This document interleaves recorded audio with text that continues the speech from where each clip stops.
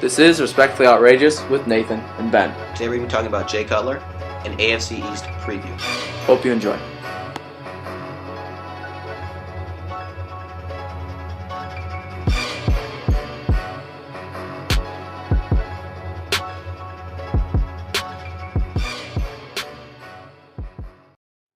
Within the last couple of hours, we've learned that Jay Cutler has agreed to terms to sign with the Miami Dolphins for 1 year. What are your thoughts on it? Do you like it? Do you hate it? Or is it just all right? It's kind of, I don't know, it's kind of like a roller coaster of emotions. Because you got used to Jay Cutler being in the booth. I was kind of looking forward to see it actually. Seeing exactly what he was going to bring, what kind of charisma he would have. And then you hear that he is interested, that they're talking about it, to he's signed for 1 year and $10 million. And that happens within the span of about an hour and 35 minutes. So, do I like it? Yeah, I do. I like it. I like the signing a lot.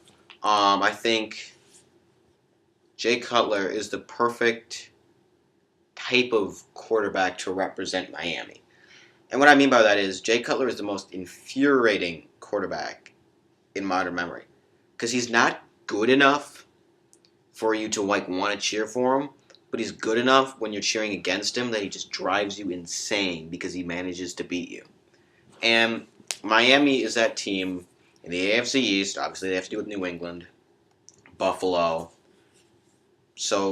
and of course the Jets, but they're not a threat to anybody.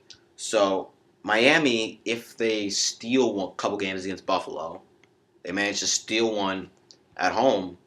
Jay Cutler has shown that he manages to get some crazy wins because he had a couple years ago he had won the Thanksgiving game in Green Bay the night day Favre got his number retired. So I think it kind of symbolizes Miami in a sense that they're good enough, but they're not great, but they're also kind of bad. So I think it's productive, but I can also see why people would hate it because he's Jay Cutler and he hasn't won anything recently. I'm going to agree with you on the point that it kind of does represent Miami, but at the same time, Jay Cutler's not a good quarterback. I mean, there are, like you said, he's a roller coaster. There are times where, man, you can throw for 404 touchdowns, no picks. There are sometimes you can throw 4 picks in the first half. So, in reality, this probably wasn't the greatest move for Miami, but at this point, it might have been the best option.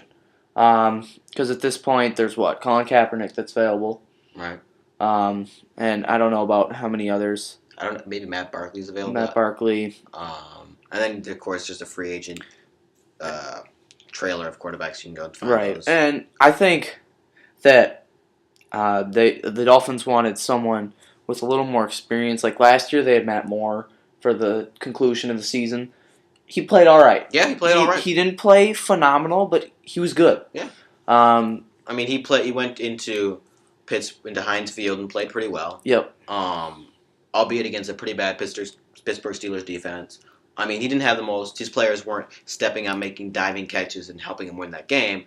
But it was a tough task, and he held his own. And I think he was valiant in a losing effort.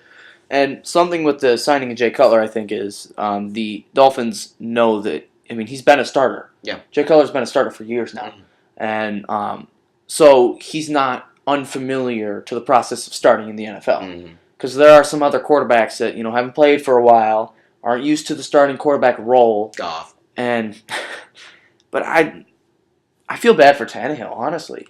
I mean, he's had some injury issues. I mean, this time it was his ACL. I think, was it his MCL last time, or was it his ACL? I think what happened last time was he didn't fully tear it. It was partially torn. He went down. Matt Moore stepped in, and then they decided not to fully recover it. By the way, this information is coming by ESPN. They kind of did some stem cell stuff in there to let it regrow, and they kind of rushed it back. You could see in the clip where he went down, he had a brace on his knee that you've seen some other players be wearing. So I think they rushed him back, and I think that's probably the reason now he fully tore it. So I think now he has to have a surgery, which is going to indefinitely keep him out for the season. You think it's going to be the entire season? Absolutely. Even if he does come back healthy, I don't think there's a good reason to force him back. Even if he comes back, I mean, 'cause you have week a 17, it's not worth it. you've got a decent quarterback in Jay Cutler. I mean, Yeah. he can carry your team. I'm thinking that the Dolphins are just kind of disappointed that they're going to lose Tannehill for another season, because they really want to see him play with Jay Ajayi and Jarvis Landry and Devontae Parker's looking great. Oh yes, he is. Kenny Stills, let's hope he can catch some home run balls again. That was awful. I mean, how do you still have a job? Let's just think about that for a second. You dropped a touchdown. By the way, if he caught that, they would have won the game.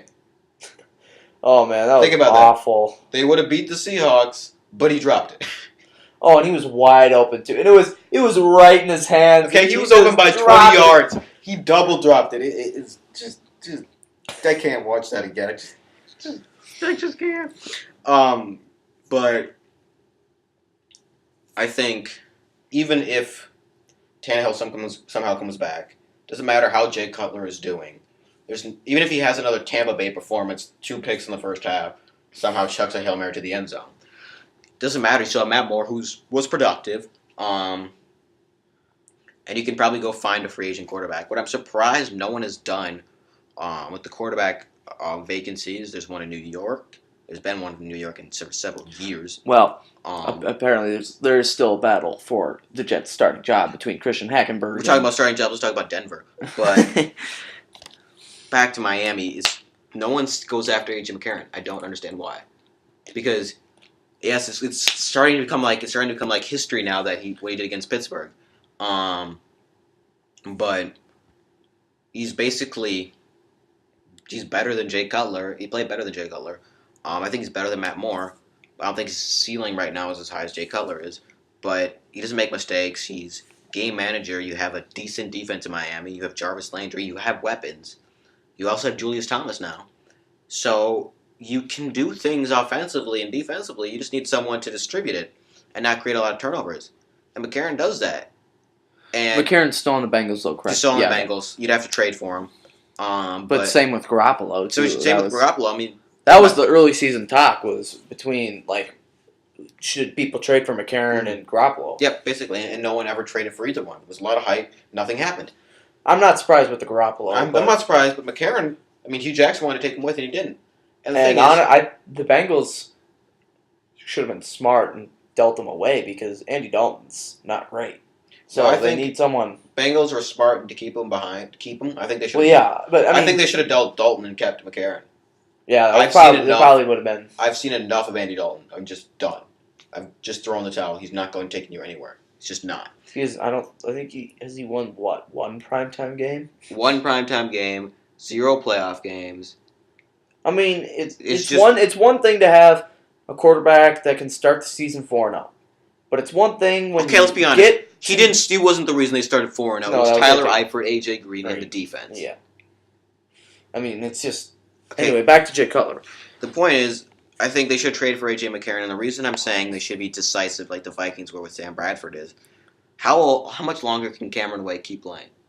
Not very long. How much longer is Ndamukong Suh going to be in top form? Not very long. And you have Rashad Jones, you have Byron Waxwell, you have some senior leaders on defense. It'd be the same thing if Seattle lost Russell Wilson. You trade for a quarterback because you realize your defense can get you into the playoffs. Mm-hmm. And it's going to be a while before Miami has a defense like that, respectable offense, and a chance maybe to spoil New England. Meaning they're on the fast. If you spoil New England, you're on the fast track into the AFC Championship game. And the point is, why I'm saying to be so decisive is they have their door to even have a chance at a playoff berth is shutting fast. Mm-hmm. And even if Tannehill comes back, and it might take them a while to get going, their door might have closed. Mm-hmm. It's like Arizona. We don't know. Once Palmer went down a couple years ago, they should have got somebody because that was their playoff window. It was starting to close already. Yeah. And now it's already closed. So it doesn't really matter what Palmer does because it's closed. So I think Miami should have been more decisive, but I think Jay Cutler is going to do that. I think he's an okay holdover job. Mm-hmm. What do you think the record's going to be with Jay Cutler wearing number 6 for the Dolphins? I'm thinking let's see. With Tannehill, they probably would have been maybe 8-8. I was gonna go 9. I was gonna go 9-7 for Miami. I'm thinking with Tannehill, they might have gone 8-8, but Mm-hmm. I'm thinking 8-8 and 9-7 Mm-hmm. is a comfortable range Yeah. for the Dolphins. They could give or take a couple games because we don't know. It's Jay Cutler, give or take a couple games. And honestly, you don't know about injuries or which Jay Ajayi is going to show up. The one that gets 30 rushing yards or 230. 230 for like 3 straight games, and then you can't. Or 30. I mean, Well, it's just on the same amount of carries, too. It's like, what happens? come on. And also, you have to worry about Kenny Stills. You don't know. Let's hope he catches Yep. his targets. And honestly, so I'm thinking 8-8, 9-7 is comfortable. Mm-hmm. I don't feel like I'm stretching too much on that one. I think the low would be 6-10. Yeah, that seems good because I mean you have a decent defense, good pass rush, good run stopping. That linebacker area is kind of very Kiko Alonso, very But yeah, I would say the low end's probably 6-10, and probably the high end's probably 10-6. Yep. So I mean, comfortable, probably 8-8. It's kind of right in the middle. Right. And honestly, I think they're going to try and go for that 10-6 record. They're going to have to if they want any chance at the playoffs with New England. Right. So I mean, look at the playoff race right now. It's not even started yet. The season hasn't started yet, but there's definitely going to be one going to every division, obviously. And then I don't see more than one going to the AFC West.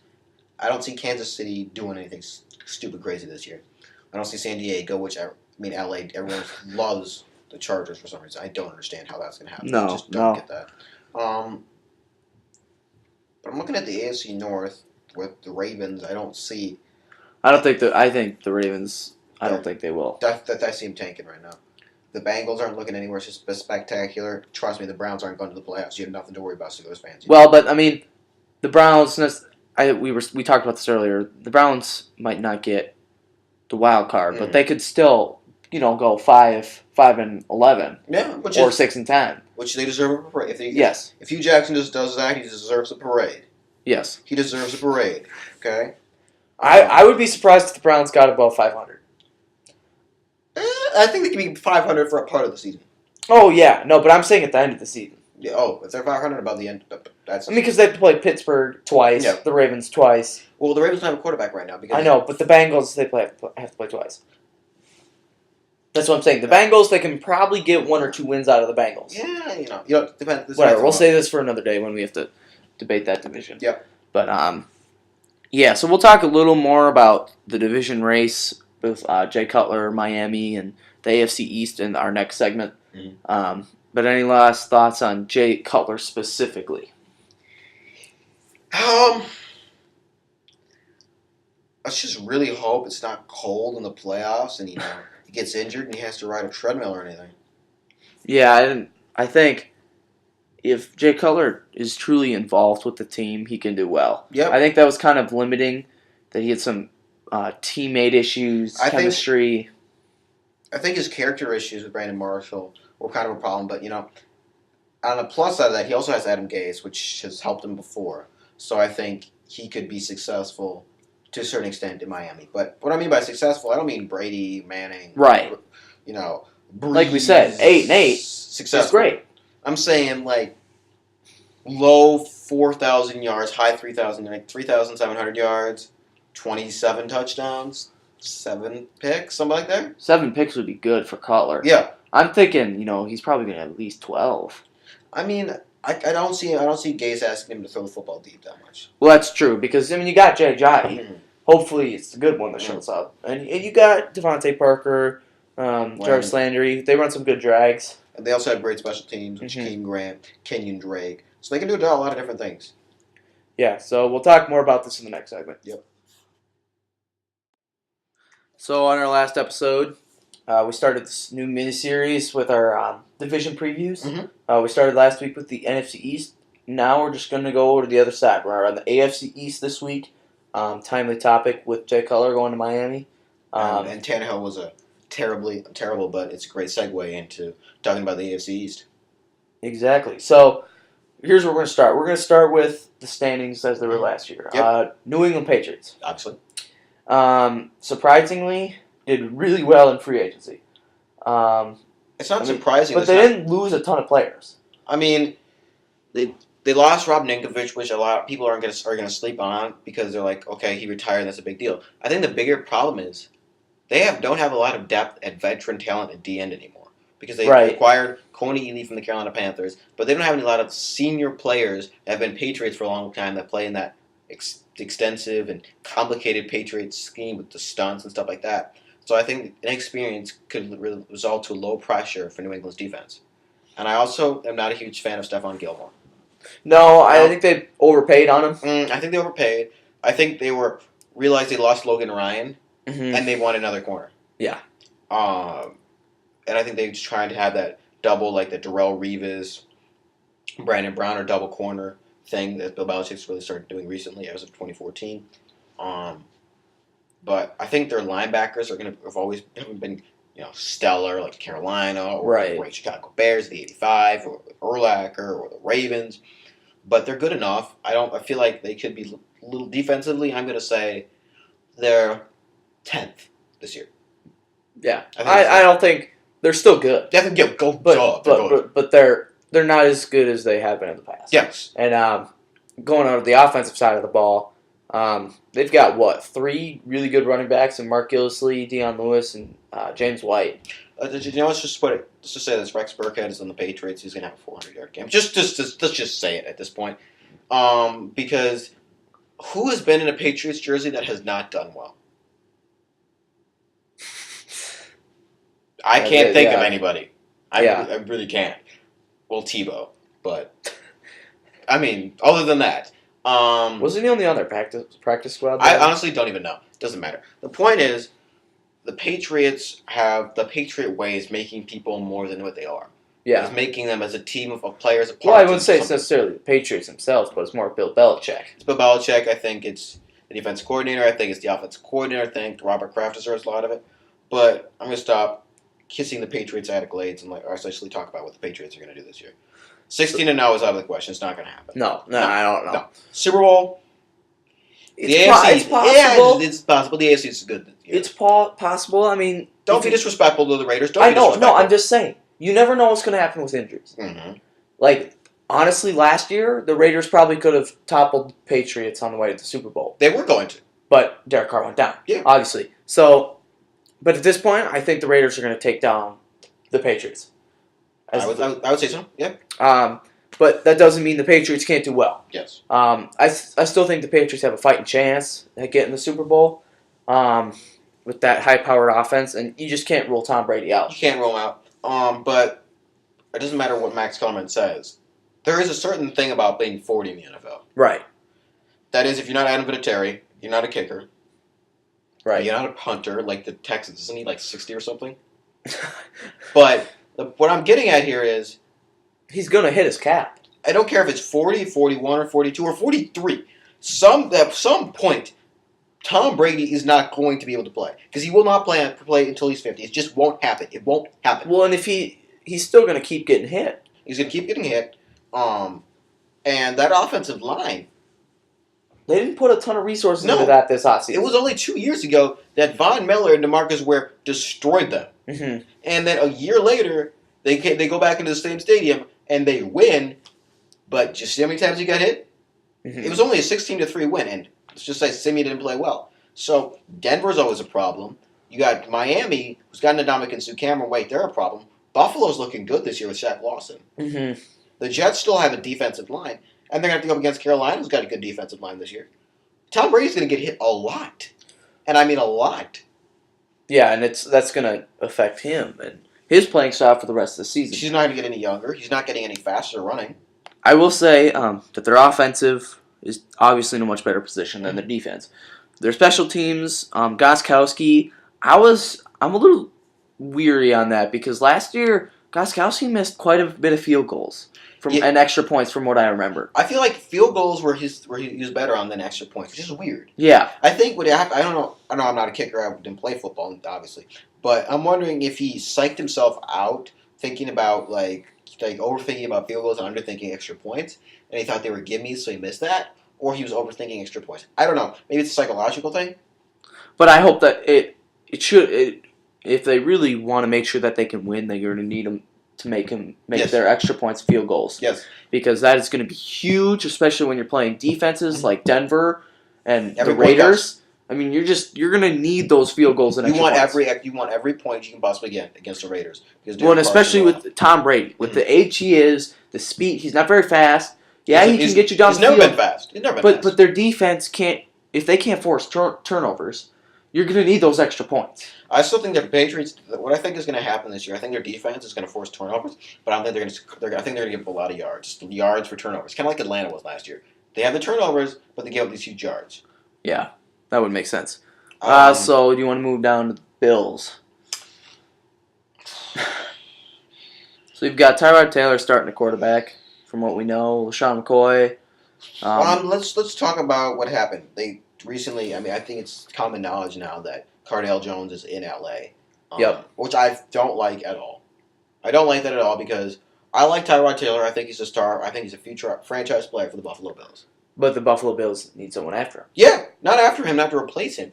But we've seen in the NFL, injuries, it's not like Madden where you can just turn them off. They happen. Yeah. You want someone behind Tyrod that the Bills are comfortable with, that Sean McDermott can rely on if something ever happens to Tyrod, or he forgets to wear a tie. Well, yeah, because you need a steady backup. Or he forgets to wear a tie. Something happens. Yeah.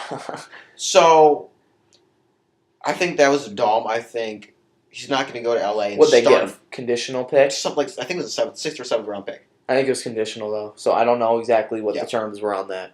But honestly, they should have kept him. They should have Because kept he's him. good. Yeah, he's good. And he's got a great arm. He can really chuck it in there. He's got good movement. I think he's kind of reminds me of Ben Roethlisberger a lot. But I'm not a fan of the receiving core as much. The receiving core in Buffalo is very Inconsistent. shallow. Yeah. It's like the kiddie pool. If the Patriots were, like, we're using the pool analogy, the Patriots are the ocean. They are the kiddie pool. New Orleans is the Sahara Desert. The Sahara. There is nothing there. Just nothing. You're drinking salt. But I mean, you got Sammy Watkins in got Buffalo. You got Robert Woods. Yep. Charles Clay. Wait, At tight end. wasn't Robert Woods? I think he went to the Rams recently. Did he? I think he did because the Rams have him, Tavon Austin, and the rookie. Okay, yeah, sure. So that's even less. But they also acquired Corey Brown from the Carolina Panthers. Yeah. Dang it. So, like you said, it's kind of shallow. There's nothing really jumps out at you. But if you shut down Sammy Watkins, there's not going to be much there. Right, exactly. Moving on to the running game, you got Shady, and I'm going to keep saying he's better than Ezekiel Elliott because it's true. But hold on. But if he's not on the field all the time, no, he's not. Okay, we'll save that for a different time. Okay, just Shady's good. Just be quiet, Skip. Okay. The issue is for Shady is his injuries. Injuries. That's pretty fumbles. much, and just inconsistency Fumbles. with that too. He's inconsistent, but he's Because also there can be some games he's where great. he's got 20 into the fourth quarter and boom, he sprints for 80 yards. I think the perfect Shady McCoy game is the game against Arizona. He had these like 1, -1 to 70 to 60, and he kind of symbolizes the Bills. They're good. They're really good. They get some good wins against Arizona. They really can be good. The And then- Bills, but then there are times there are drawbacks. To summarize the Bills season in one game is the Seahawks game. This symbolizes to see the Bills perfectly to a T. You see Tyrod Taylor moving down the field. He shows great potential that he can be a star player. The Bills show defense so they can be a great team to get some stops against Russell Wilson. And then they have these just infuriating mistakes. The overthrow to Richard Sherman in the end zone. And just the turnovers and the sack in the last play of the game. It just shows that the Bills have the chance to be great, but they just can't put it all together. That just symbolizes the Bills. And I think that goes over the offense. I think that covers their defense. I think that especially covers their special teams. Their defense, it's not really much bright stuff to talk about. Yeah, nothing really special. I mean, Nothing Shaq really Lawson's- bad, though. Shaq Lawson's going to be good. But there's nothing in the secondary. I mean, they drafted Tre'Davious White from LSU. But there's nothing in that Bills defense that screams Pro Bowl. But they don't scream, free agent veterans or like dump players, They don't scream like glaring weakness like Jalen Collins for the Falcons. They don't scream that. Right. So I think the Bills 6-10. Maybe even 7-9. No. 6-10 is the hard cap. I think their defense is going to be good. I just don't. They're inconsistent. I just don't see Tyrod pulling miracles every game. Yeah, that's true. And I don't. And they don't have a solid backup if he goes down. I don't think they have a solid backup. Their running game is all LaShawn McCoy. I don't see him having these crazy 138-yard games rushing, 2 touchdowns and some receiving stuff. And I don't see him averaging more than 30 points a game. And I don't think their defense is going to be insane. I mean, they're going to be good, but they're not going to be, insane. They're not stellar. It's kind of like the Rams. Good enough to drive you crazy, but not great enough to win you games. You know what I mean? Yeah. So I think they're just kind of staying there. Now let's start talking about the Jets. We didn't talk. We talked. Let's briefly go over the Miami Dolphins. So we talked about this earlier with Jay Cutler. We talked about the running game with Jay, Julius Thomas, Devontae Parker, Juice Landry, and I mean their defense. Cameron Wake's aging. We don't know how long Sue's going to be in top form. Rashad Jones, give or take. We said comfortable 8-8. Yep. Okay. And their draft pick, they drafted someone defensively. I can't remember who it is, but I think he's going to help them out. I just feel like Miami's window is closing very quickly, and without, you think it's like 2-year window, 3-year window this year? I'm saying a 2-year window. You think? I'm saying a 3-year window that started to close last year. Okay. That's true. When Tannehill went down, yeah. And the reason I say 2-year window because I feel like they're going to be okay this year. I think their window's going to start. He's going to get a lot smaller this year. Now, if they don't start out 500 next year, it's over. Right. Yeah. It's over. I don't really feel like we have to be redundant on right. Miami. Yeah. We just talked about Miami. So let's talk about the New York Jets. The hideous New York Jets. I think hideous is disrespectful to the word hideous. They are awful. Just awful. I wouldn't say their entire team is awful. Their just entire situation is awful. I'll be very clear. I'm gonna throw out the life preserver to 2 players here: Quincy Enunwa and Jamal Adams. Everybody else. Wait, what about Bilal Powell?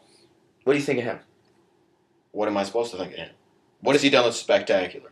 He actually did really well. He got over 100 yards total in the last in the season? 4 games. Yeah, in the season or in the last, averaging 100 yards a game. Averaging 100 yards a game for when Matt Forte had issues. Okay, he can share that probably preserver with Jamal Adams. Yeah, and like you said, that's pretty much it. That's pretty much it. I mean, their quarterback battle is between Christian Hackenberg and Bryce Petty. That just tells you something right there. Did they sign? No, did they sign somebody else? I feel like they did. No, they didn't. I thought they were going to, but then they didn't. McCown went to Tampa Bay. But let's just talk about that offense. Besides Quincy and Enunwa, who's their starting wide receiver? Eric Decker's not there. Brandon Marshall? Boom. Gone.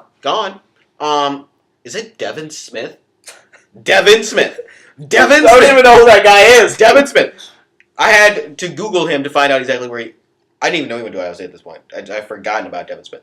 But I can't even name who the starting tight end for the Jets is. I just don't know. I'm pretty sure that they signed Austin Seferian-Jenkins, but don't quote me on that. I just don't know. Who the heck is the fullback for the Jets? It's just a disaster. Their defense, I pretty much know Sheldon Richardson. Mm-hmm. And let's just talk about this. It was rumored that I think it was Muhammad Wilkerson was going to go to the Seahawks. There's trade rumors about him, and he was going to leave if he took less money. So they're going to lose one of their best defensive players if he takes less money. It's just a mess. Mm-hmm. You don't even know what's happening. You have defensive players leaving. You have Kelvin Pryor leaving to Cleveland. You got corners coming in. You sign Morris Claiborne. You get Lucky Whitehead, and he's supposed to be your number 2. Yeah, Lucky Whitehead's your number 2. Let me get this straight. You got Quincy Enunwa, Lucky Whitehead, and Christian Hackenberg. Oh yeah. By the way. And Bilal Powell, which we've seen, Let's talk about that offensive line. That offense, it's not even a line. It's a door. It's a door. It's a door. That's often open the entire time. If you think if you're a Jets fan, just go watch that Miami game. They scored 21 points in 4 minutes. 21 points in 4 minutes. If I were a Jets fan, I'd go to the kind of just go to the when you're at the stadium, buy a Giants jersey. No. So you don't have to come back. No, you don't even do that. If you go see Jets games to go see your team win. That's not going to happen. You go see Jets games so that if you're the away team, so that your team can go win. Kind of like if you live in Cleveland, you wait for the Giants to come in, or you wait for the Patriots or the Cowboys. Right. That's how you get Cowboys tickets for cheaper. You go see them in Cleveland. The Jets is going to become like a hub to see, like, oh, the Patriots are coming. Oh, Miami's coming in. You go see the people. The Bills. I mean, yeah. I find, you know what? We need to give a shout out to the Jets cheerleaders here. Oh my God. Here's why. Because they have the best spirit I've ever seen. Yeah. You're down 31 points and you're still smiling. You deserve an award for that. And a raise. And it's just disgraceful. Maybe they should have the cheerleaders play. I honestly, at this point, I don't even know. At this point, I don't even think you could go get Tom Brady to save the situation. It's just... You need an expansion. You just delete the Jets, restart franchise, expansion draft, start over. It's just not working. I don't care if you have a new head coach. And the thing is... even Matt Forte is not even going to help. No, he's not. You honestly, I think the Jets, at this point, need to trade Matt Forte away for something that they can use. 7th round pick. Just get rid of him. They need to get something. Just get rid of him because he's a problem. He's old. He's slow. I'll tell you what, Matt Forte's career ended in New York. Mm-hmm. It was a mistake to go People there. go to die in New York. New York is the Jakku of Star Wars. There's nothing there. There's only remnants, just husks of things, of former players. It doesn't even... I want to say 1-15, but that's generous. That's generous. I'm not very... Here, how are they supposed to score points? How are they supposed to score? They have, no quarterbacks. You can't even get into field goal range. You can't even get into 60-yard field goal range. And, who's their kicker? I don't even know. Is it Cody Parkey? I don't even know. I don't even know. Is it Sturgis? I don't even know. Or is he the Phillies? So, I'm going to read off their schedule here. No, boy. Okay, so week 1, they play the Bills. That's a loss. Week 2, they play the Raiders. That's a loss. That's an L. Dolphins. If Jay Cutler, I don't know. Jaguars.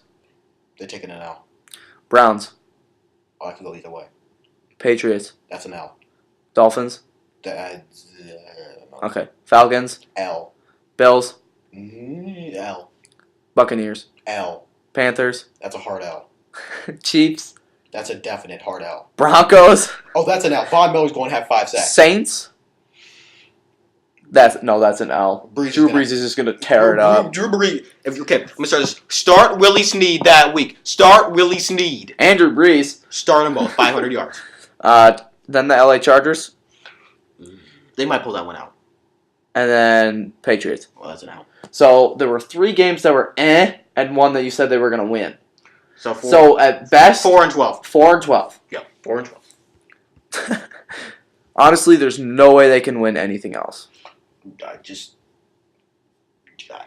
Give up at this point. Honestly, I don't know why Todd Bowles is still there. Demand release, man. He's a good coach. He should leave. I feel so bad for Todd Bowles. And Hugh Jackson. Because not even Hugh Jackson, but Hugh Jackson is starting to rebuild Cleveland. Right, yeah, Cleveland is going to be something respectable. If he turns around in Cleveland and he takes them... See, Todd Bowles is on the decline right now. They're still declining. No. They haven't hit rock bottom yet. No. See, the plane has fallen out of the sky and gone into the ocean and going down into the deep trench known as Naboo. Okay, it's going down to sink. And it hasn't even hit ground yet. No, it hit ground, it imploded, but it's still going through the ground. Yes. I don't even know how to explain this more scientifically, how they can be any more worse than they are. The words there can't describe how bad the Jets are. It's just, it hurts to talk about it. They're just awful on so many levels, defensively, offensively. And their best player is Quincy Enunwa.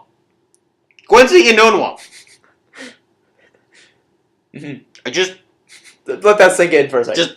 Bilal Powell is the best running back on the Jets. Just think about that for a second. Bilal Powell!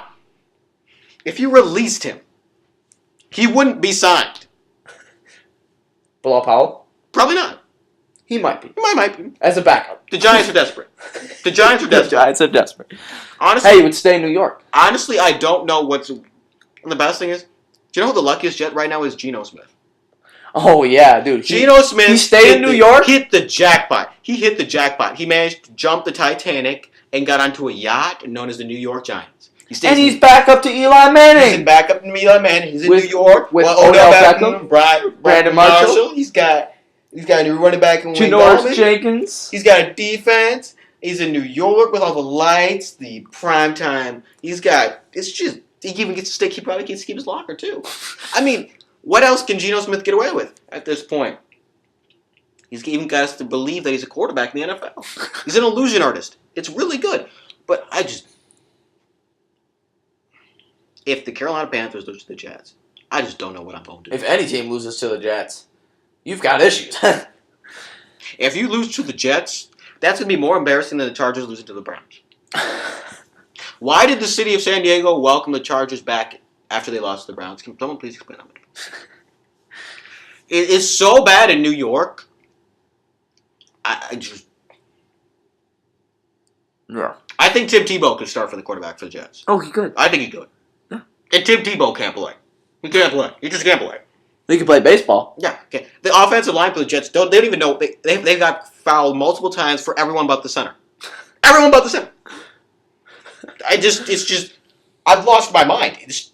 The play where Cameron Wake and Ndamukong Suh come free. Yeah. It's happened multiple times. Or they just don't move. Or they move too early. It's just... Oh, they're going to set the record for most allowed safeties. It's just... Oh. All right, so... the Jets. Oh. So that concludes our episode this week. We'll need some time off for Ben to recoup about thinking about the Jets. They're just so bad. I just can't think about the Jets. I just can't. Our views have been up, actually. Yeah, which is a positive note. Yeah, leave it on a positive note about the Jets. And we'd like to thank you for listening, and thank you for sticking with us. Mm-hmm. Ben and I are trying to kind of get this out a little more. Mm-hmm. Grow a little bit. We do have some solid views. We have almost 200 views on the channel. Mm-hmm. Likes are up. Likes are up, and it's pretty good, actually. This is our 9th video, I think. Yep. Which is pretty good. Mm-hmm. We're going to continue to pour out more content, and actually, as the football season continues, there's more to talk about. There's more to talk about. We got more controversial news.